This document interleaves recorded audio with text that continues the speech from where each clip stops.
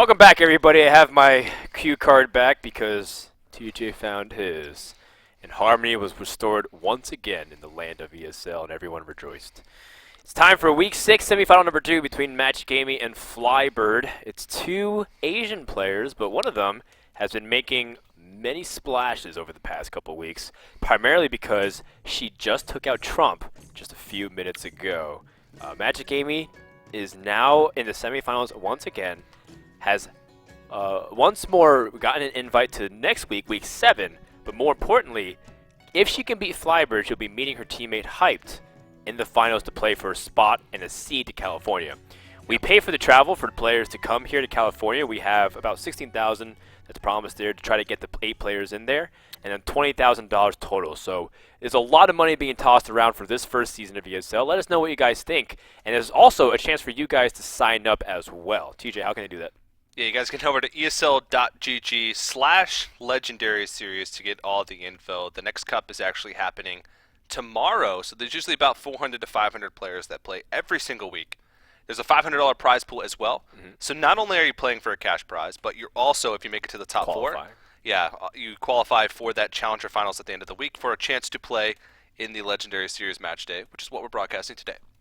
So that's going to bring us to our second to last match, where there's no money necessarily being played, but there's a lot of points and pride on the line. Now, FlyBird, this is his first gig. This is the first time around here. He's going to bring Warlock, Druid, and Warrior, and it's going to match up against the Druid Mage and the Warlock.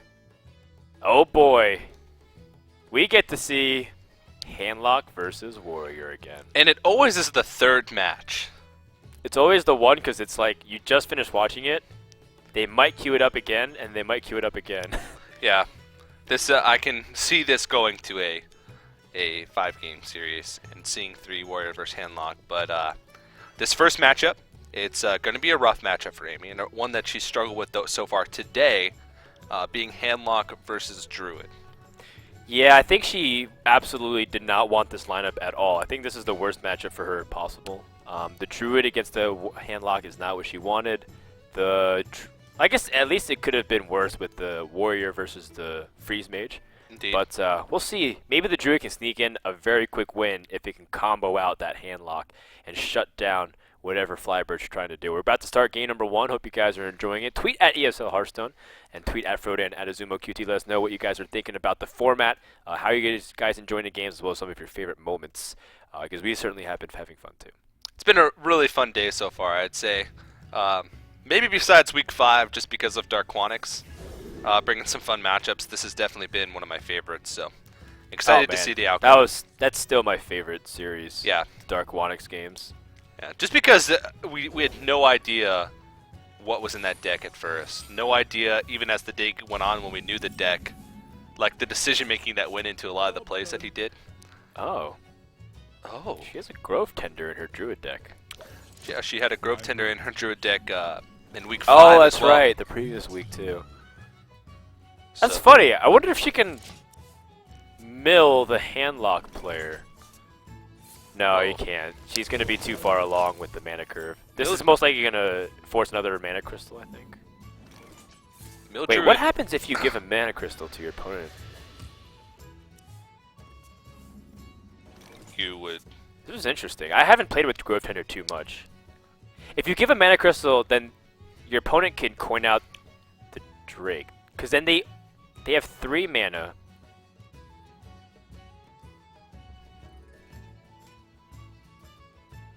Yeah, if you Grove Tender a card, they can play Mountain Giant next turn. If you Grove Tender a mana crystal, they can't play Mountain Giant next turn. Okay, I'm convinced now. Okay. Because if they draw a card, Mountain Giant's gonna cost 3 next turn, and he's gonna have 3 mana. You convincing yourself just convinced me. Good, good, good. I'm glad you're following the system. Yeah. So it's still it's sort of a weird card to play regardless. I mean, maybe she's not even thinking about playing it because you have to choose one. You can't just play the 2/4 body. But Yeah. I think she's gonna be ramping the mana crystals here. Ramping a card would be a grave mistake. Uh-oh. Oh boy. Yikes. Oh boy. Well, that gets a Mountain Giant a turn quicker than FlyBird was expecting. And that makes it so another one can come down next turn as well. That's... FlyBird's got to be feeling pretty good about that. Thank you very much. Huh. Well, I mean, when Amy has this kind of start and your opponent has 2 Mountain Giants and Twilight Drake, it's just going to be very hard to stop. Well, I have no idea what to even do. If you're Druid, you're just going to get bullied for a very long time. Well, Sylvanas actually could change things. It could be a swing card. No, almost certain. Oh, never mind. There's a Ironbeak Owl. You can hope that it'll be a swing card. But we know that it most likely will not be. And this could be a pretty big play here. What do you do with that extra 2 mana, though? Oh, sorry. Extra 1 mana. 2 mana with I the suppose coin. if you just a Humby Chow, it's okay. Okay. So holding onto the coin. Yeah, Zombie Chow is fine. It's like enough to challenge what's on board. Or too. holds. That way your Twilight Drake is stronger for the following turn. I have no time for games. So this is what's going to hurt. It's like the 2 giants smacking, and then there's the Ironbeak Owl as well. So Ironbeak Owl, Smack, Coin, Shadow Flame? Or is that 2 No, just bowls? Twilight Drake as well on top of it. Okay. It's fine. 4-10. Like this is just starting to snowball way out of control here. Wait, interestingly enough, Sylvanas still does a lot of damage to the point where you can actually still stabilize here if you're Druid. You just Wrath. Wrath and Keeper? Well, if you do that, then you won't have Keeper for the Twilight Drake. Twilight Drake. And Maybe you Savage Roar, That's a possibility as well. but then you give up the rest of your turn essentially. And you're still taking a lot of damage in that situation. Right. I guess you're Maybe not really in much danger. maybe but you still. silence. I don't know. It's a little bit hard to say. Still though, that's at least she's able to deal with the threats, but she's How used has she so escaped much. with no damage this day, like so far? That's just mind-boggling. She's gonna hope. I think she's gonna hope that her opponent also taunts something up and use Black Knight to swing it. That could allow her to have an opportunity to come back in this game, but at this point, why does FlyBird even have a need to taunt something up? I mean, maybe with a Defender of Argus to try and get a more favorable trade, but that's the only scenario that I could think of where FlyBird would even have to do that. It would just seem unnecessary. Well, it generally feels like Handlock's in full control right now. I really don't feel like FlyBird's in danger whatsoever. If he simply pushes with like Dr. Boom and just starts shoving against Druid. If he wants to dig again and be like on the side that he wants to start making sure keeping his hand full, he can tap and then Sludge Belcher, but I generally think you should just start being aggressive against Druid, right? Yeah, I think Dr. Boom is this is a fantastic turn. Tap Belcher. In a way, I guess you do want to get deeper into your deck. Because after Dr. Boom, you don't have too many options as far as plays go. You have Sludge Belcher, but pretty much nothing else. Everything else is a little bit situational. He's He still hovered debating. over his Ancient Watcher as if he wanted to taunt that up, but that feels a lot worse than Sludge Belcher.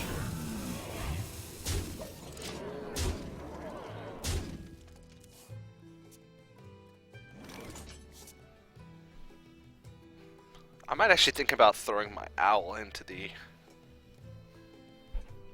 Ancient of Lore. I don't think you have to hedge your bench against swipe, because this is not a good swipe target at all. There's really nothing that you can do. But this isn't a good anything board for Druid. Okay, yeah, but I'm saying it's not necessarily like an ideal scenario where like Swipe can do much stuff here. That's true. So I think Amy is gonna have to use some combo to clear here. It doesn't look like she's gonna be able to get away without it. Still got to go about it the right way, and it's still going to leave stuff on the board. Right. It seems to be the best course of action. She might even be in danger of dying if she doesn't end up clearing because of just how much damage exists. We'll see how she goes about this. Time waits for no one.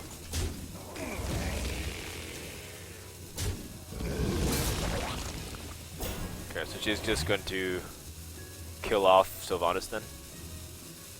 Okay. It's this is taking the maximum amount of power off the board, as well as getting rid of Sylvanas, pesky Sylvanas. So that way Dr. Boom can be Yeah. strong as possible. Twilight Drake is pretty problematic as well because it's a higher health total. But I think that's the most efficient way to use the combo in that situation. Still though, Magicamy is in a pretty bad spot. Well, because Dr. Boom comes out and she lost all of her initiative.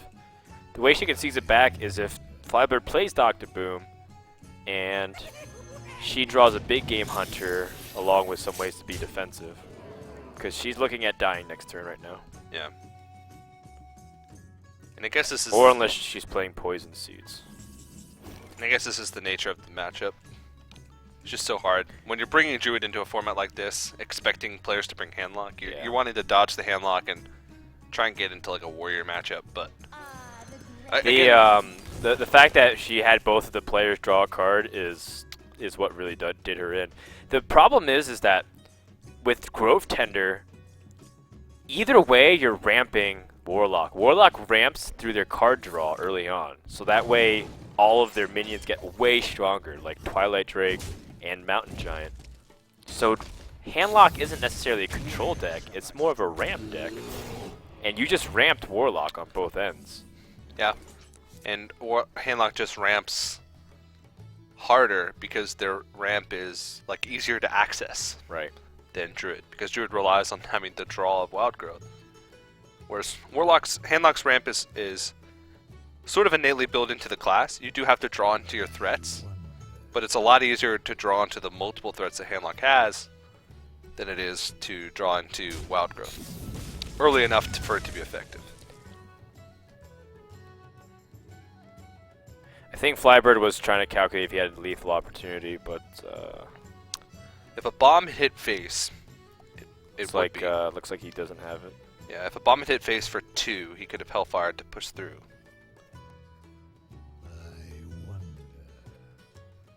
But it did not.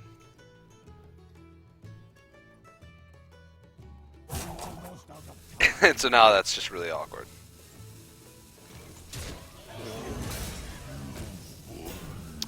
Still though, in a good spot. Amy's Yeah, just sort I of like don't think bleeding Amy out. can do anything from here. She still can't deal with Dr. Boom. She's on her last 10th of health.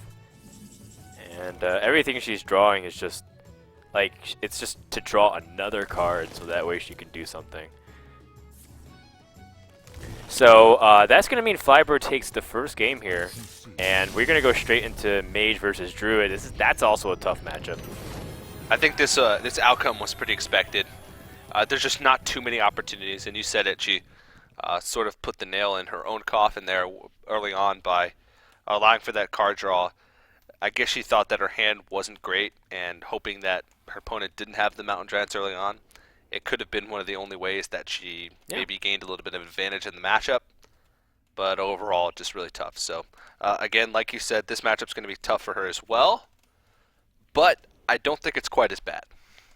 Well, I have to disagree there. I think there's 3 classes that you don't want to play, or 3 things that you don't want to play against as the freeze mage. You don't want to play against a control warrior above everything. That's like tier 1 of like you don't want to play against thing. And then tier 2 is druid / priest that has like shadow word pains and whatnot to destroy the doomsayers. Because if the priest and the druids keep their heals and they're able to continue to put on a lot of pressure, then there's nothing you can actually do other than stall. Not to mention that a couple of them sometimes run Lotheb. Yeah. So I think this is actually one of the worst matchups that the Mage is looking for right now. Okay.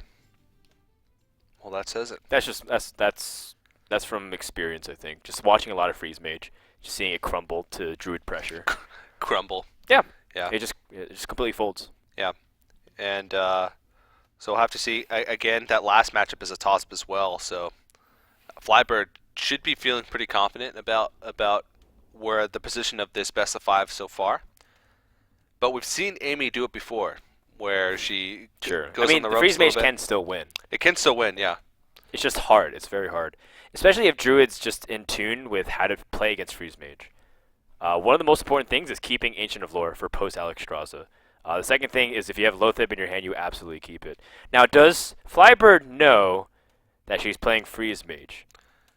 He could have I mean, watched she the matches did play it earlier. earlier, but maybe he didn't make the connection. Or maybe FlyBird was napping. He could be. I mean, it 'Cause- is a very long broadcast. FlyBird is playing from Taiwan, and Magicamy is playing from Korea. So both of these players are well into the early morning. And it's starting to get late, even over here in Burbank. And we're starting to get tired after a long broadcast, so imagine the players who are halfway across the globe. Yeah, it's like 7 a.m. over there. Important card number 1 is being drawn here, but I think you're still looking for Lotheb if you have it. Now, another thing that's going to be important too is whether or not Druid's armor builds up to the point where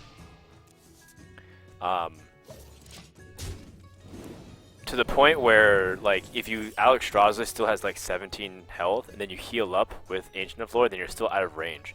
The most damage you can do in one turn if you have Blood Mage Thalnos, a Fireball, Frostbolts, and 2 Ice Lances is 21 damage.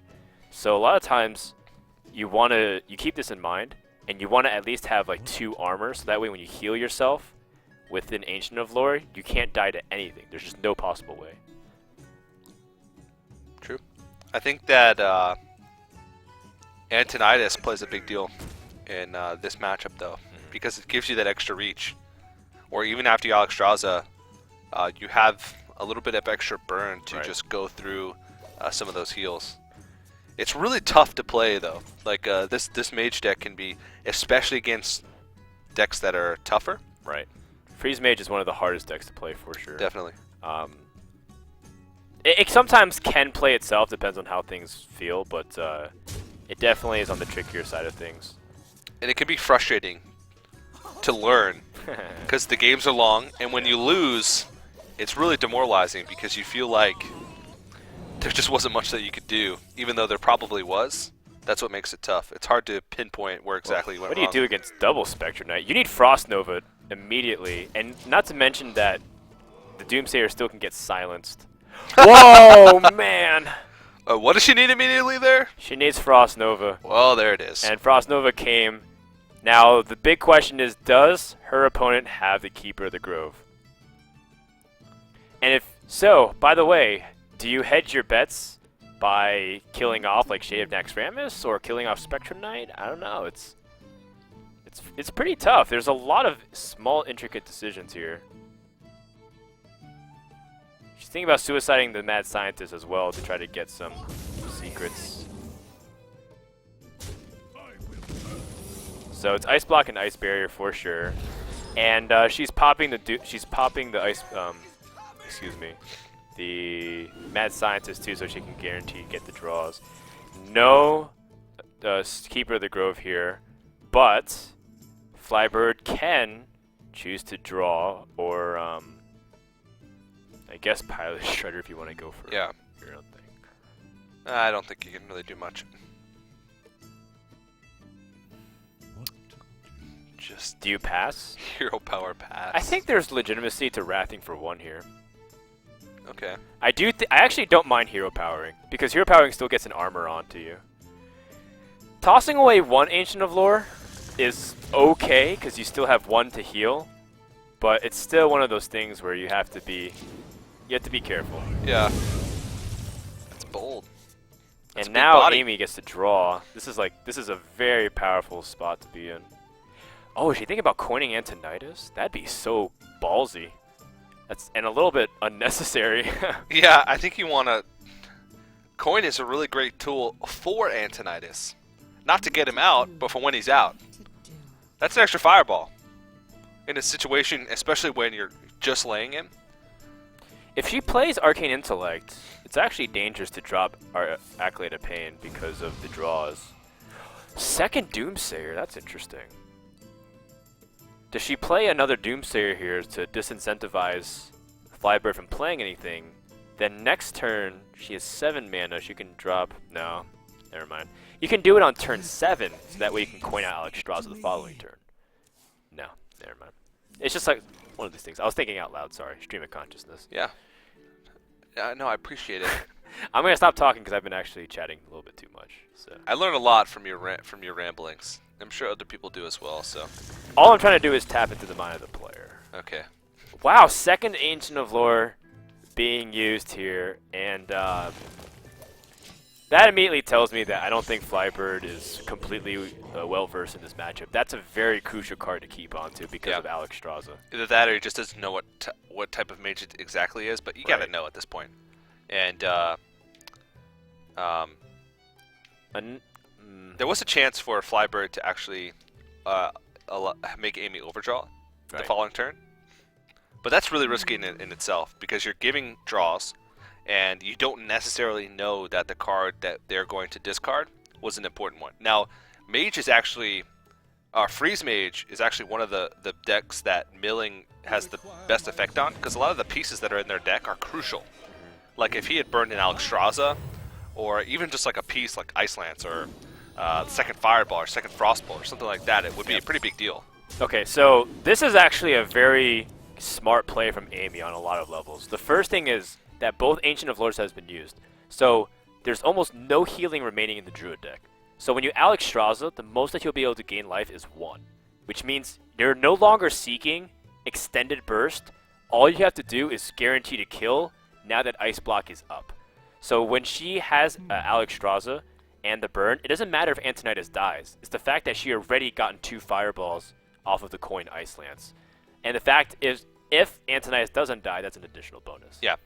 So this is a very, very smart play from Amy to convert the mana. The only thing that I don't like about it is that you don't Alex Strauss next turn. You Alex Strauss in 2 turns, which still gives a lot of room for some shenanigans of Druid to like pressure you and do some wild stuff. And you still have to find a safe turn to play Alexstrasza.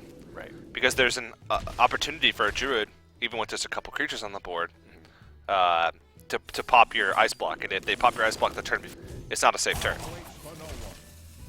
I don't think it's possible, but you never know.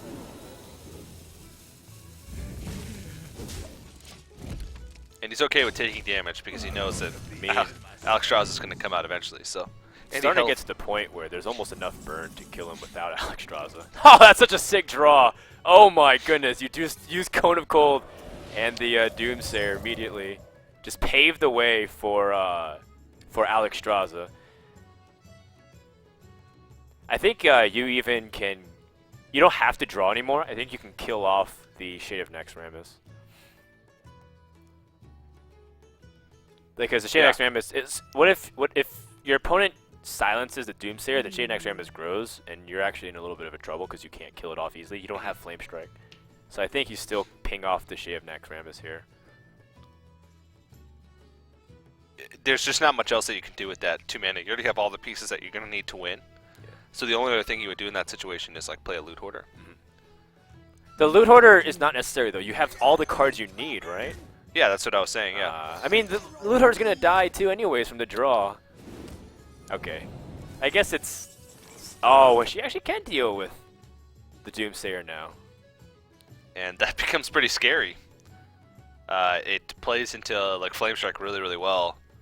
Like your board's just littered with 4 health creatures across, but yeah, you can't really afford to give up that much. Yeah, I think FlyBird also misread too because now he doesn't even have an easy. Oh. Oh, oh, he could kill the Doomsayer by double charging the Druid of the Claw. Oh man, FlyBird definitely dropped the ball in this game for sure. Like, I mean, it's you know, as commentators, it's so easy for us to talk about mistakes versus what's easy, like what's optimal. But in this scenario, there's almost there's just like nothing he can do here right now because he gave up his board one more time. That was his last chance. But here, like, nothing can happen anymore. He might not have the experience because there's some things about the matchup where it's not like a read that you have to make to know. It's true. Like the saving the Ancient of Lore is just like general knowledge against against the freeze mage. So. Oh, FlyBird has played a lot of matchups correctly, especially when it comes to like his hand lock.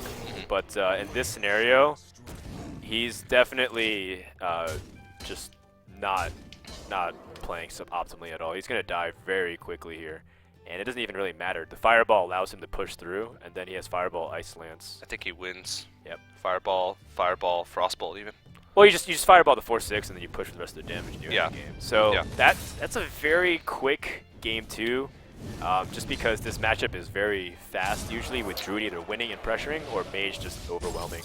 But that was a matchup that I really thought FlyBird had a strong chance in, especially since he drew a lot of the cards he needed. Yeah, there was a couple decisions that he made. It wasn't just that he was unfortunate or whatever the case may be. It was just that maybe not having the experience enough with the matchup, not making the decisions that he needed to come out on top. And well, it's unfortunate that he didn't get any of his Keeper of the Groves to silence. That's also that would have been a big swing. It's an auto keep against Freeze Mage.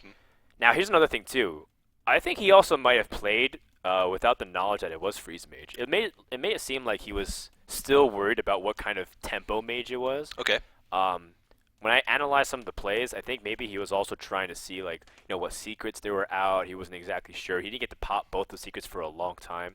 And then by the time the Frost Nova Doomsayer came out, it's like, oh gosh, actually, it's like, it's turn 5, it's too late, I lost my board. And from that point on, it was like, you know, there's no turning back. Well, he got some info, so that might help him later on in his deck decision for the blind pick phase, but there's still one more game left before we get to that blind pick phase, so that is going to be the Warrior versus Warlock matchup. So, Control Warrior versus Handlock. Oh boy. Another one of these. And it's very likely that we'll probably see the same thing twice in a row.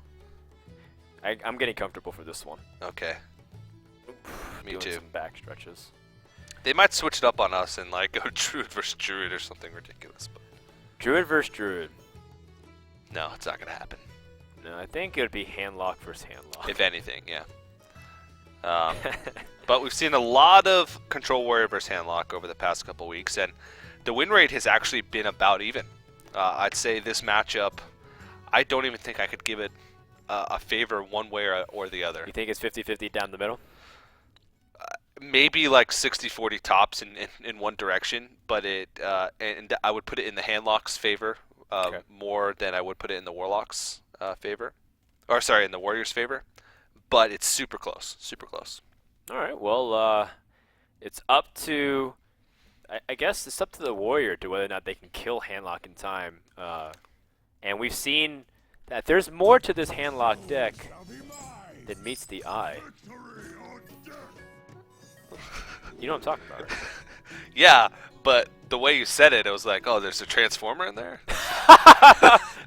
Yeah, it's just, I mean, that's what a Pilot Shredder is. Or more a than Metal meets the Tooth eye. Leaper is like an actual Transformer reference, I think. No, a Metal Tooth Leaper is a Zoid. No, it was the Transformers, the Beast, whatever the Beast.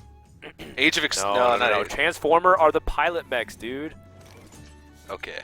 The pilot Sky Golem, Sneeds. No, they're just a shredder that somebody rides in. Is Megatron. Are you kidding me? Okay. You know, but you were onto something, though. The Metal Tooth Leaper from Hunter is a Zoid. Do you know what I'm talking about? I know what a Zoid is, but it's also a Transformer. From the cartoon, when they were all... It's a saber-tooth tiger Transformer. Don't you remember? What is that? What was that version of the show called? Transformers. Transformers, but the actual like dinosaur Beast Beast Wars. From our admin's yelling at us and looking at us like we're idiots. Beast Wars, yeah, from Transformers Beast Wars. The Middle Tooth Leaper is right out of that. But yeah, Mal'Ganis, as you can see in your hand. Yes. Okay. So, anyways, that was what's That's the more than real meets the one. eye. Yeah. I wonder what Mal'Ganis brings to this matchup specifically. Besides really badass graphics. Yeah. It actually, we didn't even see it in her first matchup. We saw it, but didn't see it played in her second match. So maybe we'll see it in the third one. Well, this doesn't feel good for FlyBird. He doesn't actually have a way to deal with any threat. And there's some pretty substantial threats that are going to come out here. Definitely. No execute. No shield slam. So this, you can already get a strong reading. If your opponent had shield block, shield slam, he'd use it, right? Over playing Sludge Belcher? Yeah. Even though this fits curve. No execute? Yeah, you can pretty much get a read that there's no removal whatsoever. This is a near automatic Mountain Giant play. But then... You think so? I don't know. Sludge Belcher might also be okay. Yeah, I think so as well, because you can't Mountain Giant tap unless you feel like throwing away your coin.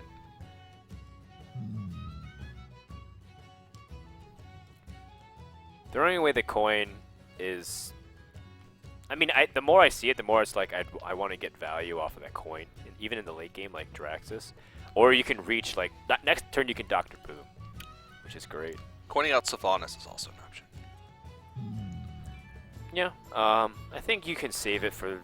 You don't need to coin out Sylvanas here. The state of the board doesn't need to be controlled that much, and she's not even that reasonable of a threat compared to Dr. Boom next turn. So It's definitely a tough play. Tough turn. Well, I like Sludge Belcher the more I look at it, just solely because...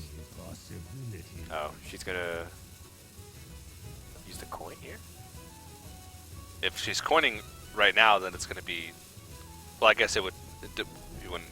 Okay, goes with the Sludge Ball. you're right there, TJ. Yeah. Well, okay, so she could have coined and then tapped and then Mountain Giant. Right. Or coined Sylvanas. So... She actually could have coined out Mountain Giant too, but that wouldn't have done anything. No, that would have just been throwing away the coin for absolutely no reason. Well, to not have 10 cards in the hand, I suppose. She would have had 8 cards at that point. She's playing around Cold Light Oracle at that point. Oh, even then you'd still lose a card. Yeah, just not 2 cards. That's true. The old Cold Light Oracle Control Warrior. It's making a comeback. So it looks like FlyBird is pretty intent on getting a pretty secure board, so that way either Gorehowl or Dr. Boom could have high impact, but I don't know, I really thought Shield Maiden was going to come out that turn too, because Fiery War Axe still has late game relevance. In other matchups, sometimes Fiery War Axe doesn't do anything, like throughout the entire game. Like for example, Warrior vs. Warrior, Fiery War Axe, outside of the early game relevance of killing an Acolyte, there's just no target. Just like you have Baron get in. It's like you're just not going to Fiery War Axe that thing down. You know, you have Shield Maiden. You're not going to... That's the best Fiery War Axe can usually do. The slime from a Sludge Belcher is exactly. like Fiery War Axe fodder in the mirror matchup. In this matchup, Fiery War Axe actually still has some relevance because even if they have Draxus, that's 15 health. That plus the that plus the Cool Taskmaster and the Gromosh is 15 damage. Yeah. It's always relevant. Or and, even if you get to like Fatigue Wars and getting the extra damage can be definite plus. He might be looking at having to premature brawl. Maybe he can Whirlwind with his Acolyte and draw something though. That actually might be better now that he picked that up. But prior to that, I was like, well, now that Dr. Boom got coined out here that we were talking about earlier, are you just going to Gorehowl that down and give up all your armor? No, I think you have to draw for something, and if this is not drawing Execute or Shield Slam... BGH wouldn't be that bad either. Yeah. But this is also going to gain a lot of armor, too. It's... Yeah, it's true. The bots couldn't took it away. Oh, yeah. I need these bots. Looks like one of the slimes is dead. Dr. Boom lives. This is really bad news. Oh, that's fantastic, though. Well, that's a pretty unfortunate sequence. Yeah. For a Magicamy. But FlyBird still has no executes, no shield slams. And still 2 big threats left on the board. Yeah, pretty significant. Just throwing out the Armorsmith.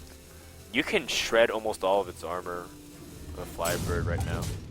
Throwing out the Armor Smith like a feather in the wind.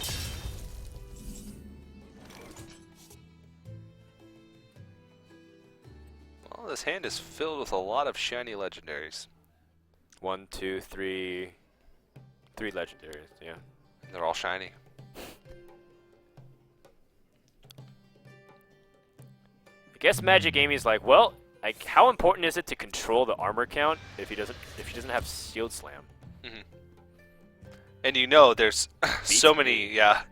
Shield Slam would have, but maybe you also have to think, well, if there hasn't been a Shield Slam yet, maybe there's going to be a Shield Slam, but you can't really bank on that fact. Yeah, I mean, it's all about the likelihood, but until he has it, he doesn't have it. Like, Whoa, so deep. this is a saying that I guess I use all the time, but it's like, there's no point in playing around it, something that is not there. I guess I Like, understand FlyBird exactly already what looks you mean. defeated because it's like, where are my executes and shield slam? Do I have to brawl here? Yeah. I think I can make a very strong case for brawl, but what if... I know this sounds like blasphemy, but what if Armor Smith doesn't win the brawl? And then there's just a giant remaining. Ouch. That's what. But, I mean, there's a pretty likelihood because you're okay with Acolyte of Pain, you're okay with Armor Smith, you're okay with Zombie Chow. So it's a 50-50 chance that something good comes out of that. Even Twilight Drake, probably not too upset.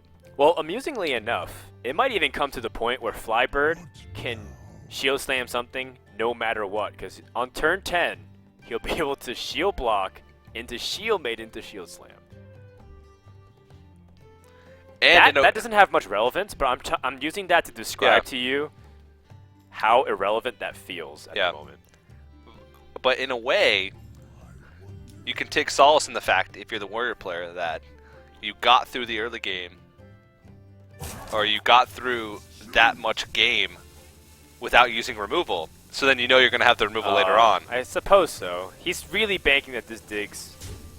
He's going to brawl. He has to brawl. So now, he should armor up too, right? yeah, in a way, if he wins this brawl, Oh, no! No! ouch. Oh, and he didn't even. Oh, did he get the armor up? He got did. the armor up. Oh, that hurts so badly. Ouch. I think Ragnaros is instant call here. Absolutely. It's just like you just pressure him. He couldn't deal with the 8/8s, and it's like it's very clear that he has no executes, didn't have a shield slam, and he shed the remaining armor. Warrior, I thought Warrior was supposed to be good in this matchup against Handlock, but not when it's like this. No. Ragnaros right back. It's actually likely that you do draw into removal for at least like one of the first 4 threats. What if Rag misses both of these targets? I'm being. Ouch. That's a real concern here. Judging If Rag by misses both of these targets, he plays a Molten Giant Siphon Souls. judging by his luck so far this game, I wouldn't be surprised. Oh my god. This is And a real. BGH! Oh no. This game is not real. Are you serious? She's furling her brow because she can't even begin to fathom the likelihood that these chances happen. Like, this actually is not supposed to happen. Wow. This And- game is over. What can you do? Well, BGH comes, but that BGH is about 8 turns too late. We haven't seen a single shield slam, a single execute, and Rag missed both targets. FlyBird is one. Okay, He's sad. you can third. do that. Okay, he has execute, but he just concedes. And you know what? I absolutely do not blame him. That game was every single reason why people sometimes get frustrated with cards like Ragnaros, with cards like Brawl, because it does happen once in a while. The worst target does happen. When they happen back to back, though, that is heartbreaking. It really is, and I mean that's one of the downfalls of Warrior in that matchup. I mean it's one of the downfalls against any class, any slower class that's playing against Handlock. If you don't have the answers early on to their threats, it makes the game just like cruise control for the Handlock. So Well, it's like at that point, I think Magicamy for the first time showed sympathy in her face. Like at that, usually when she's playing, she's very stone cold and like no reaction. Like, oh look, my Ragnaros died. Okay, I'll just sit here and still play calmly and win. Yeah.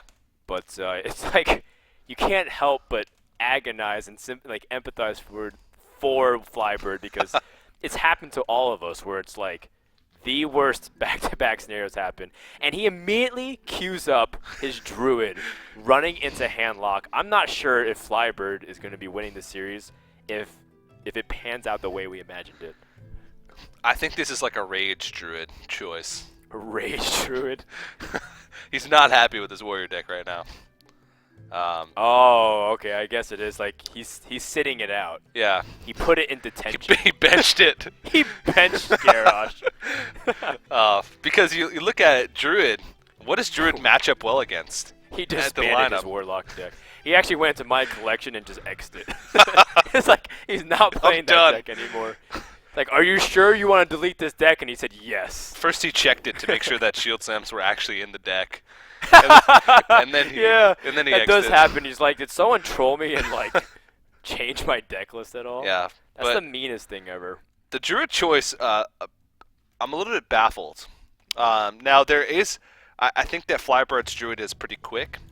It's one of the faster Druids, but it's still, I don't think, has a favorable matchup against Handlock. And I think that he would have been better off with Warrior in all three matchups. I think he would have been better off with Handlock. I thought Handlock Mirror would have been inevitable. I don't mind though, personally. I like to see more variety. And we've seen plenty of Handlock and Warrior this weekend. Magicamy is one game away from going to the finals and having an all-Tempo Storm finals, which would be a good bounce back for the team, to say the least. And, you know, just to be quite honest, Tempo Storm's had very subpar results recently. Being exited out very early in rounds and not being a threat to win tournaments. But if one of them is guaranteed to go to the finals, that's already a pretty good accomplishment to rebound. And you would be giddy with delight.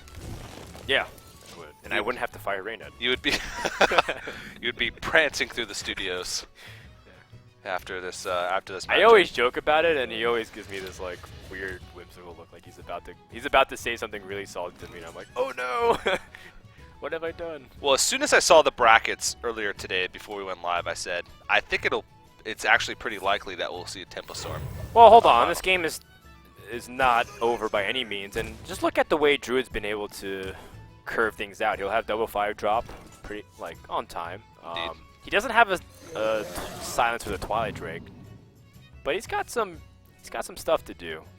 Okay, he's got the silence for the silence with Twilight Drake. That's nice. Right on time. But even more important than that is dealing with the continual threats, and especially if Sylvanas comes down and you use your silence on the Twilight Drake, how do you deal with Sylvanas in this matchup? Druid has a really difficult time removing that card without Keeper of the Grove. It's really tough, and this turn is a little bit awkward as well after the Keeper. Oh, you just innervate the Shade of Necromancer, I think. Oh! Oh, wow, I wasn't expecting that. Just pass? Eee.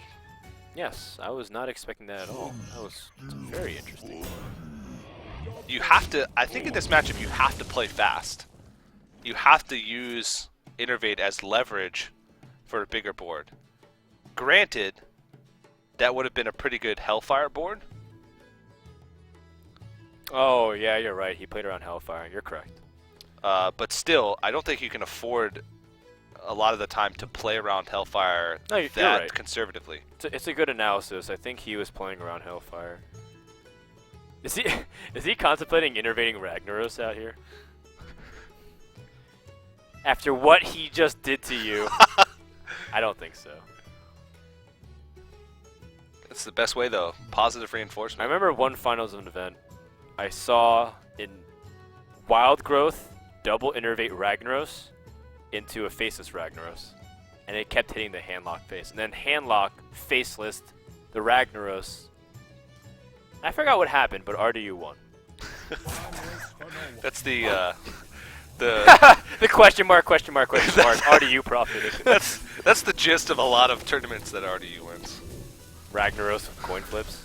Shots fired. Or no, like just random stuff. Hi mom, question mark, RDU wins. Oh man, we have an RDU hater in the house. I don't know. No, I wasn't saying that. I'm not a conspiracy theorist. Sylvanas is a very difficult card now that Keeper of the Groves used. I like that she's in tune. Normally you're inclined to play threats like Twilight Drake, but in this case she's making sure that she can disrupt the flow of Druid as best as she can. Yeah. And this is really problematic. And she's sitting pretty healthy here. And a lot of these cards from FlyBird are very, very situational. The Big Game Hunter is a good thing to have just because it'll help deal with Rag or a Giant that'll come down. But it doesn't help her, or it doesn't help him in this situation. So what does he do here? I'm not exactly sure. You could use Savage Roar to clear, but that does give away a minion. Oh no, you can't. You wouldn't even kill off a minion. I say that you have to live with the consequences. Like you Druid the Claw, charge, and just go face. You have Savage Roar. Yikes. Druid the Claw, Innervate Savage Roar only does 7, 11, 19 damage, and that wasn't enough. She was at 20, I think, so, or 21. But this line of play does put Magicamy in a position where she has to answer the board because there's a big threat of lethal coming out, and 14 health is still in Molten Giant range, but it doesn't allow much follow-up after Molten Giant would come out. Right. So it does limit the options here just a bit. Well, trying to think about all of her options here. The mana curve is a little bit awkward because turn 7 doesn't give her the ability to drop a threat plus taunt. Yeah.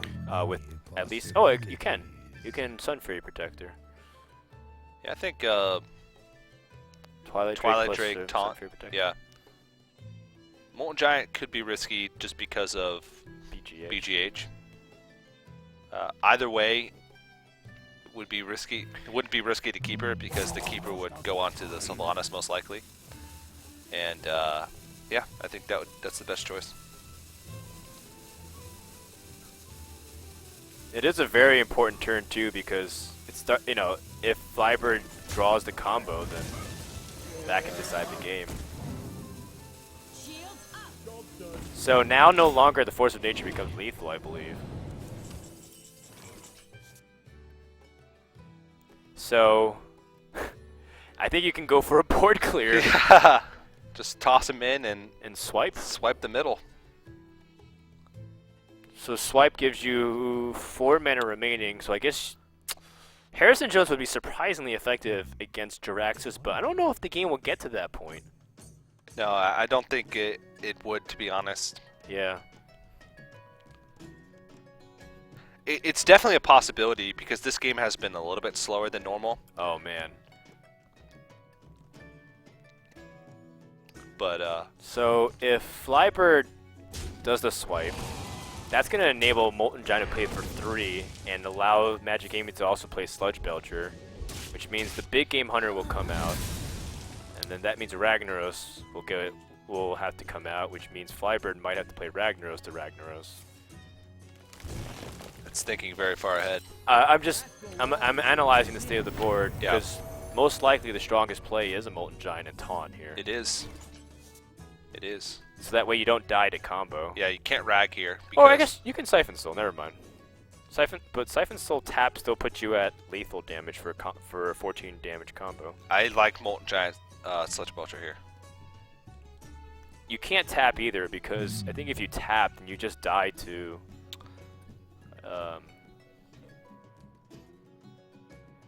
You die to just a tree ants killing you. And then going at that line of play that you said, there is a chance down the line if Magicamy has to continue reacting to... Well, Big Game Hunter... I thought Big Game Hunter was going to come out here. Doesn't have to. Because Molten Giant, actually, he really doesn't have to, because Molten Giant will have to probably smack into Ancient of Lore So to prevent the combo. yeah, Ancient of Lore just to draw, try and draw into some more answers here. You might be able to leverage the fear of the combo, even if you don't have it, against this Molten Giant, and then because the big problem with Big Game Hunter is there's no play after it. There's actually just nothing. Yeah. So Ancient of Lore seems to be a lot more versatile, and it also plays into the fear, because it's like, Amy's like, oh, he didn't have combo, but now he might definitely have combo, that kind of thing, because you're 3 cards deeper in your deck by the next turn. And you're not in any danger. He's at 30 health. Or, 30 effective health here. Ragnaros? What? That's it, ragtime? I wasn't even considering it. Oh, man. You've betrayed me before, Rag. I mean, if this just hits the 1-2 and it misses the Molten Giant. Oh! Oh! Oh, no. Oh! It's so painful. Oh, but you know what? Interestingly enough, let's see. Just Molten Giant, Siphon Soul, and kill the, Yeah, Harrison she Jones. can actually just do this and stay at a combo range. Yeah. I thought she had to give something up, but she's going to be perfectly fine. That's Now- really unfortunate. for But it's okay. FlyBird. This is where the Big Game Hunter comes in to play. Yeah. And has a really great follow-up as well this turn. Yeah. With a full 10 mana, can also play the Ancient of Lore. So it makes it decent. Pilot a Shredder, swipe. But, I mean, there's another... Let's see. I'm trying to think. There's no way to play around combo here, unfortunately. She doesn't have a Dark Bomb. If you tap, you're forced to Defender. Defender. But But if Defender option is very, very weak. So she might Shadow Flame. And just hold. Shadow Flame and then tap into Zombie Chow taunt. That's really interesting in this matchup. Oh my goodness. You lay Mal'Ganis, you're just... That's another way for you to be safe from the combo. Because they... without BGH, unless FlyBird runs 2, which I don't know if he does, even then you wouldn't be able to BGH plus combo in the same turn. That's so interesting. You know what? She should also silence her Zombie Chow, and then Defender both of those targets. And you wouldn't have enough mana to Shadow Flame. Oh, right. Actually, you're right. She doesn't have enough mana. She to can't Shadow Zombie Chow Defender Vargas Shadow Flame regardless. Flame. Oh, I forgot about the 2 no. mana being tapped. Oh boy. Yeah.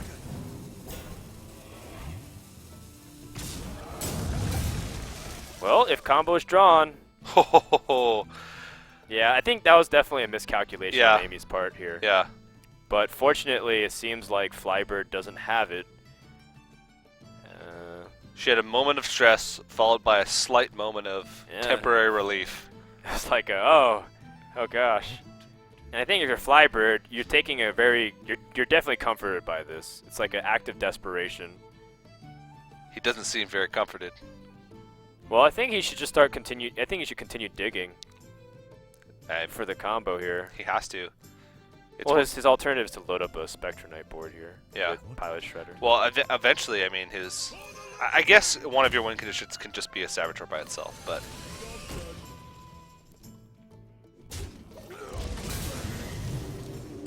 This could still be problematic for Amy, though, because every turn she has to spend almost her entire turn playing around combo. She can never gain her own initiative. Well, unless Druid whiffs. But he's been whiffing.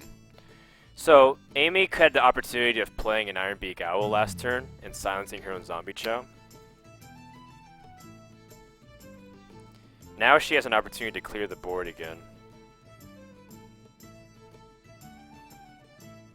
So if you silence the opposing Pilot Shredder, attack into the Spectre Knight, and then Shadow Flame your Ancient Watcher,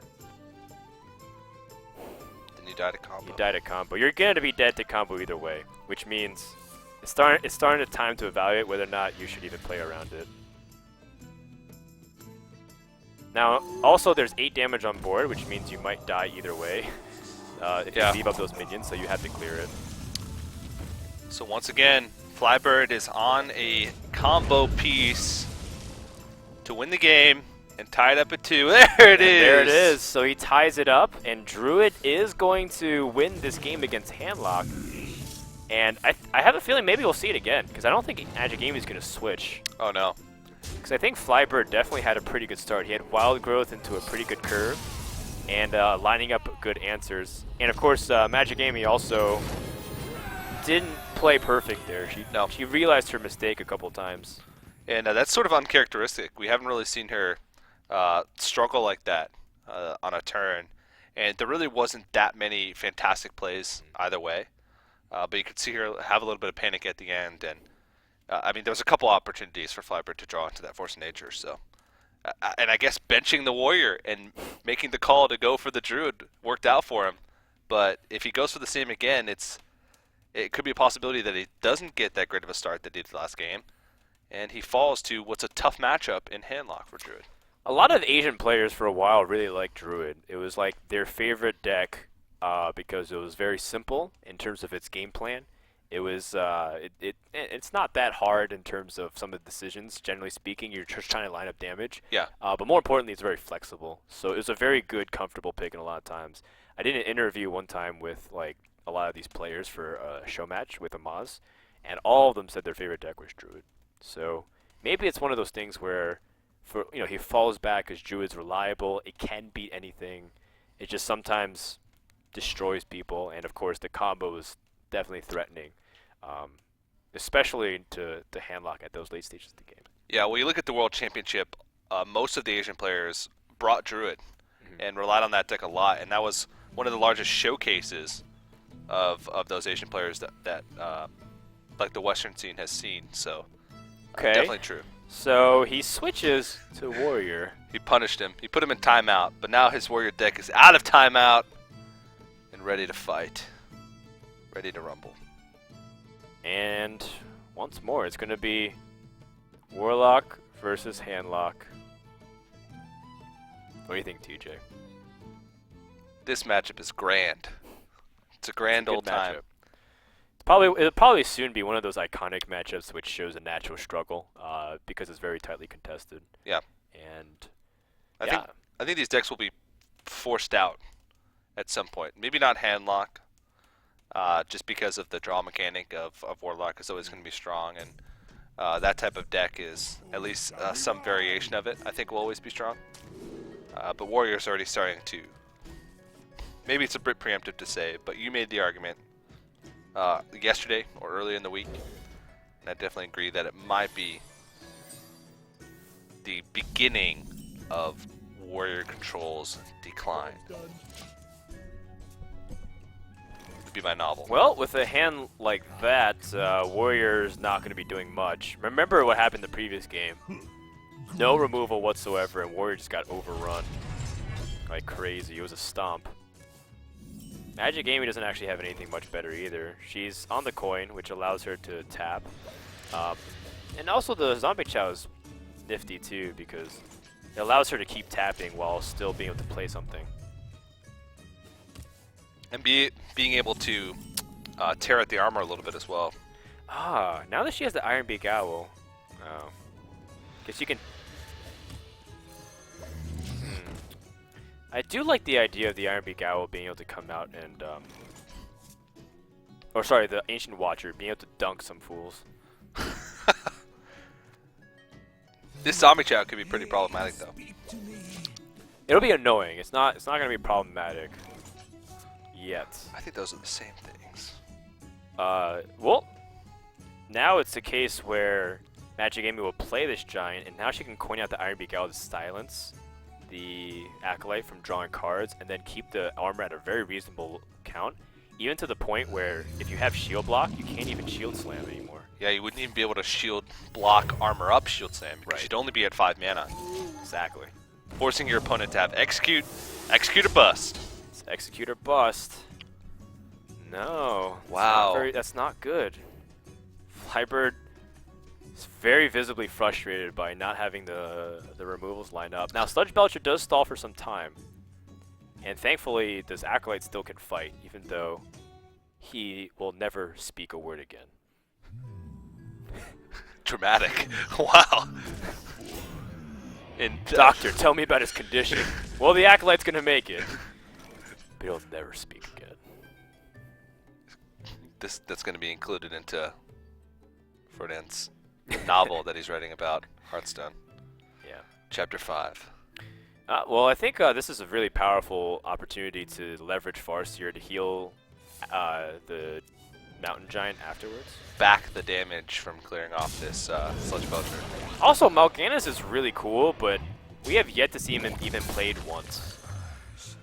It just seems like it's a style card. Yeah. As Ferdinand would put it, sex appeal. Ah, there's the execute. So, actually, FlyBird can draw cards and execute, and this is actually it's a way for him to recover the board here. Otherwise, this would have gotten way out of control. It still kind of is in a way, in a sense. Like the handlock, as a result, is the one taking charge, and pretty soon, there's going to be repetitive damage being done. Yeah. I mean, at least getting some value out of one of these Acolytes is going to go a long way. And getting him out of the way early, too, Right. is going to be good.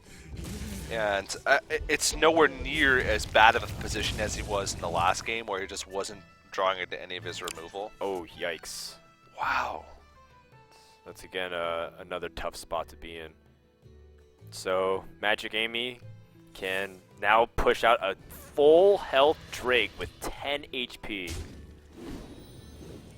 And I suppose you kill off this Kotas in case gets another execute, right?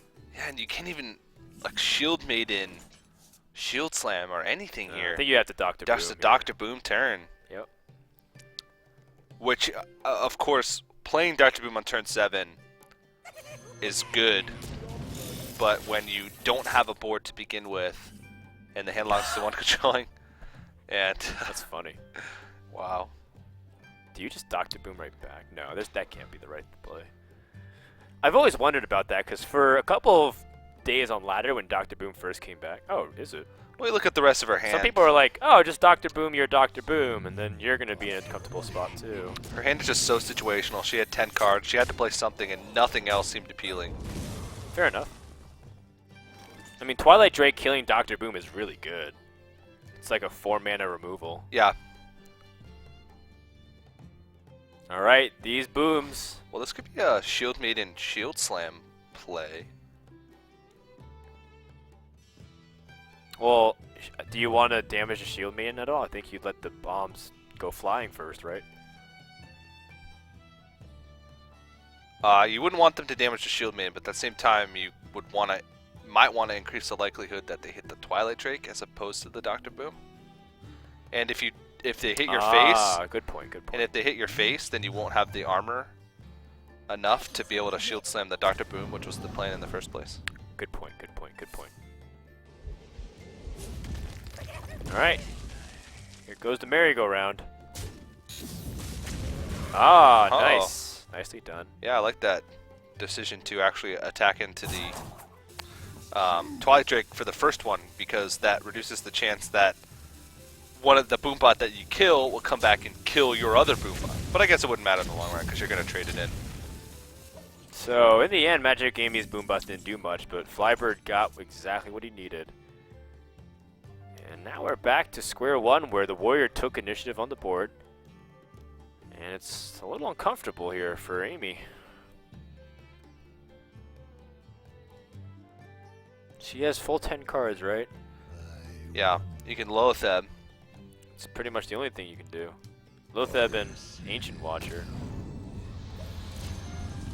I was thinking of a cheeky play where you could, like, double Dark Bomb tap.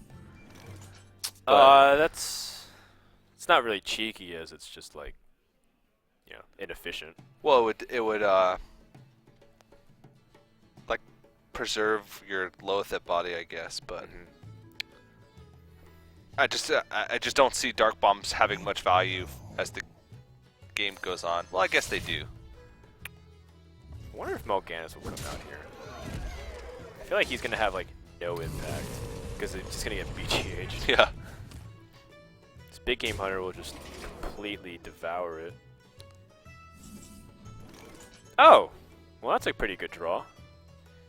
Because now you can use the Ironbeak Owl's Silence and then Defender of Argus. It's pretty good. You also have the availability of tapping.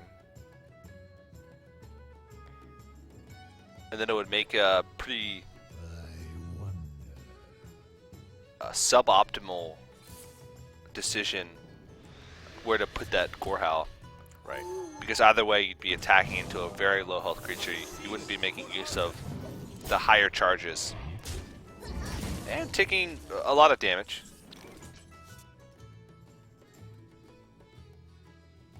Okay, well shield block not exactly appetizing. You have two other weapons, and that's going to be sitting in the back pocket until Gorehowl is going to be exhausted. Yeah. You also have Whirlwind.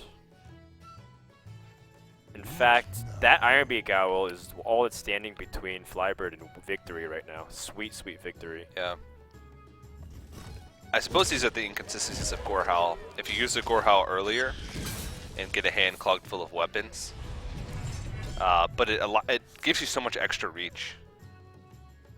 Sometimes. Do you want a Whirlwind to kill off this 5-1? I guess if it kills the Armor Smith, it does a job for you. I think you need to activate her. Yeah, it's true. You need to hold on to some way to activate. And it's going to be awkward since you're not going to use the Death Bite for a while.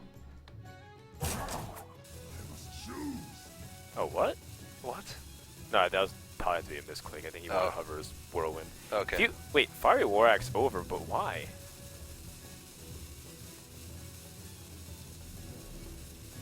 No, he's trolling us.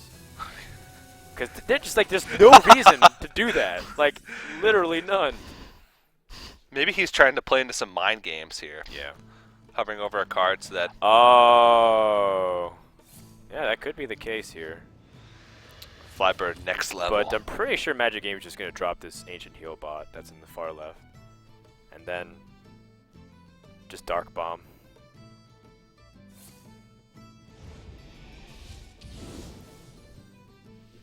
Okay. Well, still very, very close. It's close, but then going up to 21 is going to make it pretty much out of range. Yeah. And then now it's like FlyBird's like, ah, well, now I have to set up another way. Jiraxis is still not even in the hand, so Harrison Jones is going to sit this one for a while.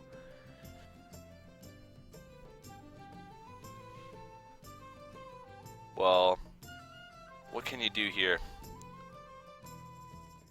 You need to start worrying about how much that Ancient Watcher is going to be doing to you if you don't clear it off. But at the same time, using that Gorehowl charge doesn't feel great. Using the Whirlwind, not optimal either. I think you can... Think Harrison Jones might come out? No, I like setting up... I like Whirlwind and then like hit the face and then like Death Bite. Okay. Because then you're... Oh, well I guess maybe not hit the face. Maybe just equip Death Bite and then hit the face. I'm not sure. It's very tricky. Just because you want to start setting up, you still don't have a way to lethal your opponent. I guess he's just going to play the control game and long term. I don't think there's much of a... Well, aside from the mana, which I guess is a big deal, setting up the Death Bite is... Harrison Jones? I mean, it Yeah. makes sense because it's very clear that people won't play Jiraxis for a long time. This gives Amy that window, the opening, to play Jiraxis with a little bit more confidence. Ooh. Ah, well, his opponent has Big Game Hunter, but Ragnaros normally would make a pretty significant impact here. So Ragnaros will basically be an 8 damage shot to the face. And you have to clear off this Harrison here. Yeah, I think so. Because it'd be... It's too risky to leave him up with 9 damage potential. Yeah. Cruel Taskmaster on a Gromesh would be game over. So with Big Game Hunter, what does that leave FlyBird with? Basically an opportunity to set up Death Spite, which I'd be okay with. I think if you Big Game Hunter, hit the face, and then set up Death Spite, it's a pretty reasonable turn. Yeah. Because then you're leaving the 4 power on the board. And with both Dark Bombs gone... Well, actually, maybe you just set up Death Spite without hitting the face first. Just play around Moldrads more? Well, no. You used that Death Spite charge to attack. Oh, okay. Yeah, sorry. I was suggesting use up Gorehowl just for value, but maybe you equip Death Spite first and then attack. So that because you do have that 4 attack on board. What now? And he's trying to think the best course of action right here. Right. Before he makes the BGH play. But it is pretty much automatic. But what he does after that is... Right. This is still up in the air. If he attacks, or if he equips a new weapon and starts attacking. Or just passes.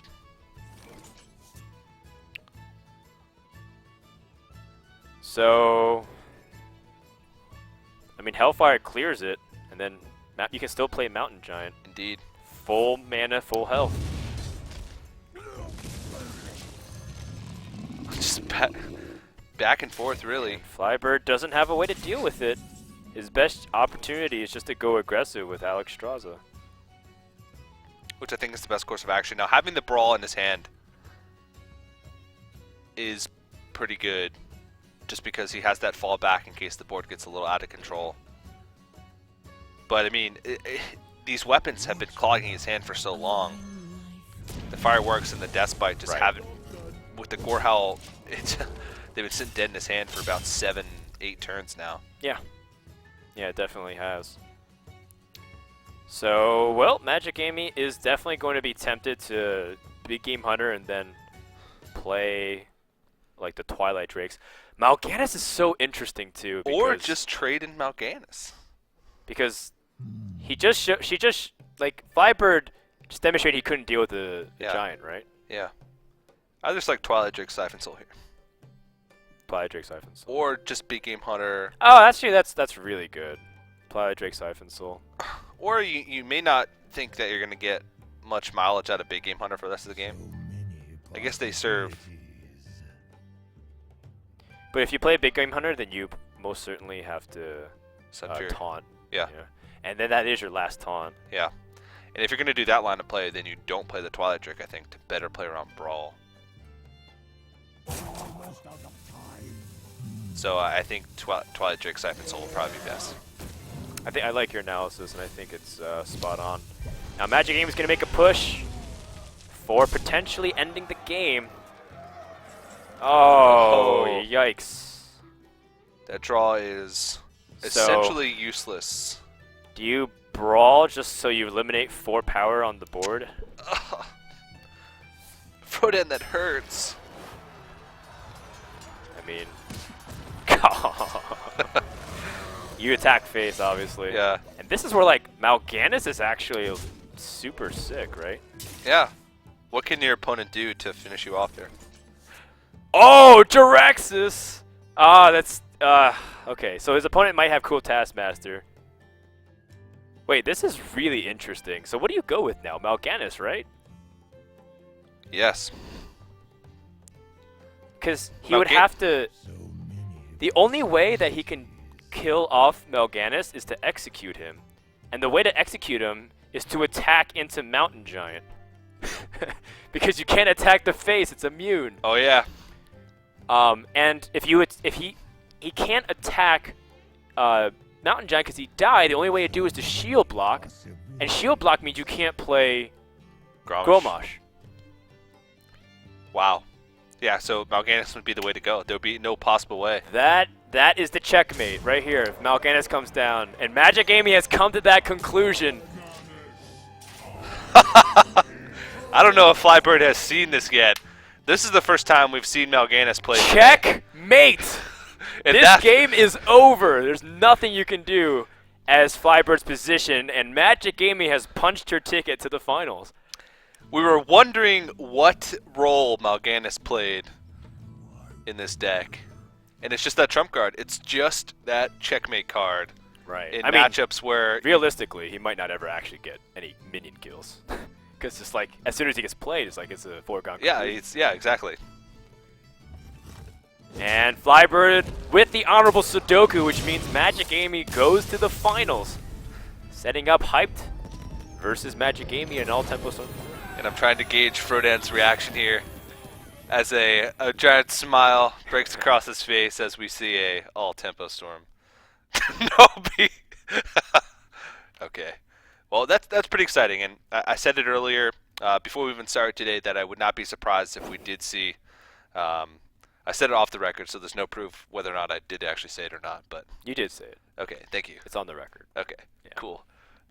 But let it be known. I expected that these two were two of the stronger players in this lineup of 8, and definitely excited to see the conclusion, and happy to see either of these players make it through. It's interesting because one of them are going to be able to make it all the way here, and I think both players, there's something to be rooting for. Hyped has yet to have like a breakout performance. He's always been middling, and in a lot of tournaments he's placed like right in the middle. If it's like 32 players, it's like top 16, top 12. If it's 8 players, it's always like 4th, 5th maybe. Yeah. But it hasn't been like a really big jump, and being able to punch the ticket to the finals would be really good. Magicamy, of course, this is her first tournament really. She's never really tried competing before this, and now she's finally putting her skills to the test after many seasons of hitting Legend. So a very exciting final that we have coming for you. That'll be right after the break. But before we do that, we want to give another shout out to our sponsors at Newegg Esports on the ESL website. You can check out all their cool products for Western Digital, Crucial, as well as Cooler Master. All you have to do is visit the link and click on some of those cool things to check them out and get a discount. We're going to take a few minutes, and when we come back, we'll find out who's the second player to go to the ESL Season 1 Legendary Series Grand Finals.